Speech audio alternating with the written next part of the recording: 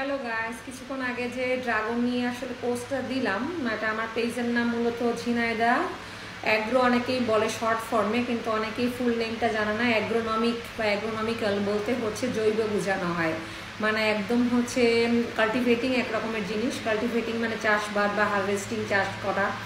আর অ্যাগ্রোনমিক বলতে হচ্ছে আপনার জৈব। জৈব বলতে কথাটা অর্গানিক শব্দের অর্থ হচ্ছে জৈব বোঝায়, বাট অ্যাগ্রোনমিক্যাল যে কথাটা বোঝায় সেটা হচ্ছে আপনার প্রকৃতিগতভাবে চাষ করে বা হচ্ছে কোনো মানে কেমিক্যালস ছাড়া ফ্রিভাবে আপনি যেই ন্যাচারাল ওয়েতে যে ফুডসটা পান সেটা হচ্ছে অ্যাগ্রোনমিক্যাল, সেটাকে আমরা শর্ট ফর্মে অ্যাগ্রো বলি। তো আমরা অ্যাগ্রো নামে মূলত বেশি রিনাউন্ড বা পরিচিত।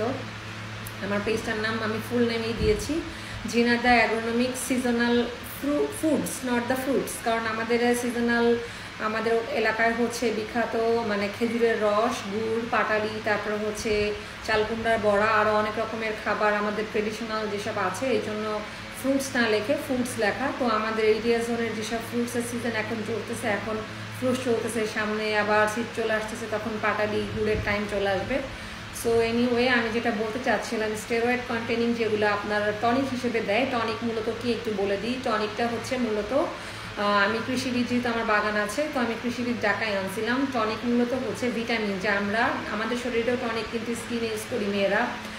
একটা টনিক এক ধরনের কোনো কোনো রোজ টনিক ইউজ করি বা বিভিন্ন রকমের ল্যাভেন্ডার টনিক ইউজ করি স্কিনের সুন্দরের জন্য।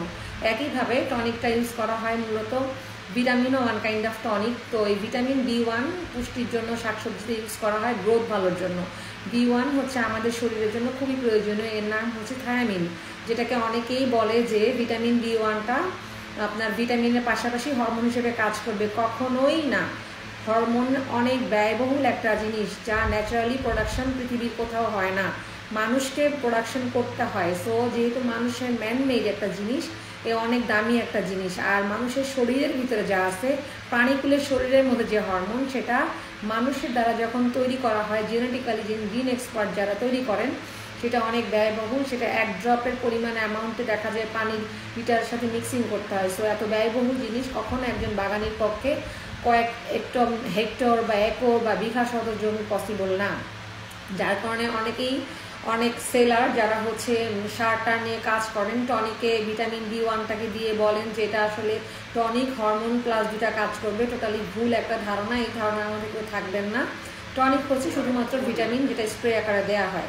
এটা দিলে গাছের কোনো ক্ষতি নেই, কারণ এটা অভিশ্রবণ বলা হয়, মানে হচ্ছে গাছের ওই ফলটা বা ফুলটা চুষে নেবে। সাধারণত গুটি আসার পরে দেওয়া হয় স্প্রেতে, যেন ফলটা পড়ে না যায় এবং তার গ্রোথটা খুব ভালো হয় এবং পরিপুষ্টি হয়। যেমন আমরা পুষ্টিবান হওয়ার জন্য ভিটামিন B কমপ্লেক্স যেমন আপনাদেরকে প্রেসক্রাইব করি ডাক্তার হিসেবে, যেন খেলে শরীরের স্বাস্থ্য ভালো হয়। অনেক মায়েরই কথা থাকে, আমার বাচ্চাটাকে একটা ভিটামিন লিখে দেন। ওই ভিটামিনটা আমরা ভিটামিন B কমপ্লেক্স দিই, তার মধ্যে ভিটামিন B1 থেকে B12 পর্যন্ত।